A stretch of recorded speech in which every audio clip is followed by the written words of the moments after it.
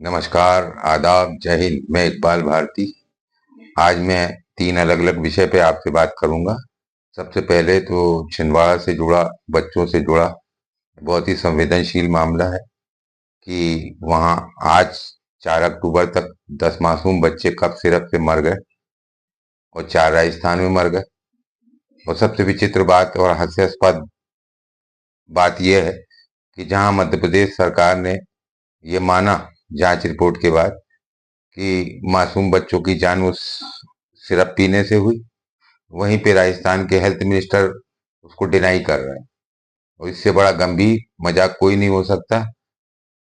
इस मामले को मध्य प्रदेश सरकार को गंभीरता से देखना पड़ेगा, क्योंकि बच्चे की जान हो, जवान की हो या बूढ़े की हो, हर जान बहुत कीमती होती है।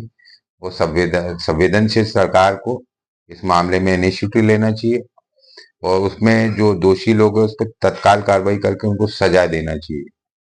दूसरा विषय मेरा ये है आज का कि अभी इंदौर शहर में एक मार्केट है, जहाँ पे जो वहाँ की विधायिका है, पहले महापौर थी मालिनी गौड़, उनके पुत्र हैं एकलव्य गौड़। उन्होंने मुस्लिम समाज के जो कर्मचारी थे, जो दुकानों में काम करते थे, उनको जिहादी बोल के उनको नौकरी से निकालने की कोशिश की। और जो दुकानदार, मुस्लिम दुकानदार थे, उनको भी वहां से दुकान खाली करवाने के लिए दबाव बनाया और दबाव बना के उनसे दुकान खाली कराई। और इससे बड़ा मजाक नहीं हो सकता कि पूरा प्रशासन इस मामले में पूरा खामोश रहा।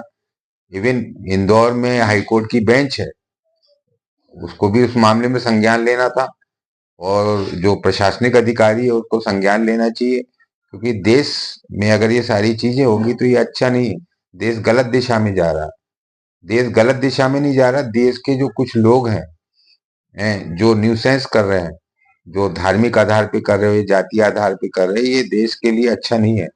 और इसके लिए सरकार को संवेदनशील होना पड़ेगा और honourable high court Indore bench को भी इसमें कॉग्निजेंस लेना पड़ेगा।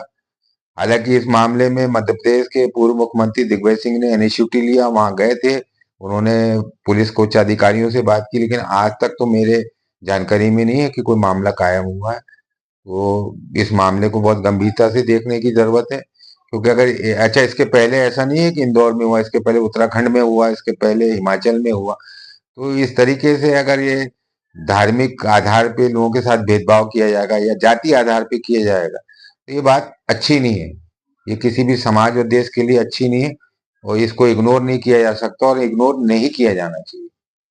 तीसरा विषय मेरे लिए ये है, जो अभी कानपुर शहर में हुआ था, पैगंबर साहब के नाम से एक बैनर को लेकर, जहां पे पुलिस ने गलत स्थान पे बैनर लगाने को लेकर उसमें एफआईआर दर्ज की और उस मामले को समझा नहीं, ये उसकी गंभीरता को नहीं समझा।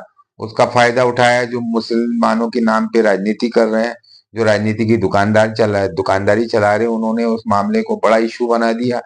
और वो उसमें बरेली में दंगा फसाद हो गया, महाराष्ट्र में भी सुनने में आया, गुजरात में भी सुनने में आया। तो मैं इसको कतई ठीक नहीं समझता जो मुस्लिम नेता कर रहे हैं या मौलाना कर रहे हैं या मुस्लिम नेता कर रहे हैं ये मामला। और फिर ऐसा है कि नबी और हमारा जो मतलब जो पैगंबर जिनके लिए आप प्यार का इजहार करने की बात कर रहे हैं, तो उसके लिए प्रदर्शन की जरूरत नहीं है। इज्जत और प्यार तो दिल से होता है, उसको दिखाने की जरूरत नहीं होती। तो इस मामले में जो मुस्लिम पक्ष कर रहा है वो गलत है और प्रशासन भी इस मामले में गलत है, क्योंकि उसको भी संवेदनशीलता का परिचय देना चाहिए। वहां की पुलिस प्रशासन ने ठीक नहीं किया और यूपी सरकार या जहां भी हो रहा है, और सरकार उस संवेदनशीलता को, उस बात को समझ नहीं रही।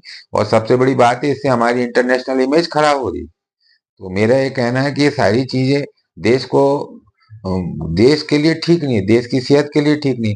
एक तब चाइना कहीं से कहीं पहुंच गया, और आज हम वही 2 से 2 5 कर रहे हैं, हम वही हिंदू मुसलमान कर रहे हैं, हम हिंदू सिख कर रहे हैं, हम हिंदू ईसाई कर रहे हैं। तो हमारे लिए देश बहुत जरूरी है। और मैं बार बार एक ही बात कहता हूँ, हमेशा ये बात कहता हूँ कि महत्वपूर्ण ये नहीं है कि देश हमारे लिए क्या कर रहा है, महत्वपूर्ण ये है कि हम अपने देश के लिए क्या कर रहे हैं। हम ऐसा कोई काम नहीं कर रहे कि हमारी वर्तमान जो युवा पीढ़ी है और आने वाली जनरेशन हमको कभी माफ नहीं करे। इसलिए सारे मामले को देखना पड़ेगा, समझना पड़ेगा, इस पे विचार करना पड़ेगा और इस पे आप भी विचार करिए। जय हिंद, जय भारत, नमस्कार।